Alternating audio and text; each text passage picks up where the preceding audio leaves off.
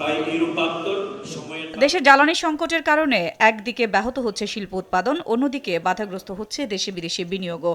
এমন বাস্তবতায় টেকসই জ্বালানি ব্যবস্থা গড়ে তোলার লক্ষ্যে দেশের জ্বালানি নিরাপত্তা ও রূপান্তর শীর্ষক সেমিনার আয়োজন করে দৈনিক বণিক বার্তা। সেমিনারে নবায়নযোগ্য জ্বালানির প্রসার, বিনিয়োগ সম্ভাবনা এবং নীতিগত নানা বিষয়ের কথা বলেন বক্তারা। নবায়নযোগ্য জ্বালানি রূপান্তরে নীতিগত চ্যালেঞ্জ ও সম্ভাবনা তুলে ধরেন খাত সংশ্লিষ্টরা। বাংলাদেশে হচ্ছে হাই ডেন্সিটি পপুলেশন, আবার রুফটপস আর ভেরি স্মল। আপনি 1 কিলোওয়াট বসালেই আপনার ছাদ বন্ধ হয়ে যাবে। বাংলাদেশে সেই ক্ষেত্রে আমরা আসলে জ্বালানিতে 2.5-3% আর টোটাল ইনস্টলেশন আমরা 5% বলছি আর কি।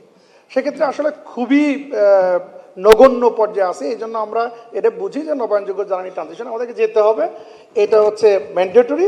তবে জ্বালানি রূপান্তরের ক্ষেত্রে দুর্নীতি, অদক্ষতা ও নীতিগত পরিকল্পনার ঘাটতিকে সবচেয়ে বড় সমস্যা মনে করছেন নীতি নির্ধারক ও বিশ্লেষকরা। অদক্ষতার কথা যখন বলছি, এই অদক্ষতাটা মানে হচ্ছে একটু, যদি আমরা দেখি যে কৃষিতে এত অপচয় হচ্ছে, সেটা যেরকম একটা উৎপাদন ক্ষেত্রের অদক্ষতা, এখানে অদক্ষতা যেমন ধরুন আমাদের হিউম্যান ম্যাটেরিয়ালের অদক্ষতা, এক্ষেত্রে আমি বলবো যে ব্যুরোক্রেসির অদক্ষতা।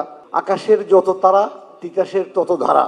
তা আমি বলবো যেখানে সরকার বলছে সবসময় আপনাদের যে ব্যবসা বাণিজ্য বা যে কোনো সিস্টেমকে সহজীকরণ করার জন্য, সময় কালক্ষেপণ কম করার জন্য টেকসই জ্বালানি নিরাপত্তা নিশ্চিতে নবায়নযোগ্য জ্বালানিতে পরিকল্পিত রূপান্তরের পরামর্শও দেন তারা।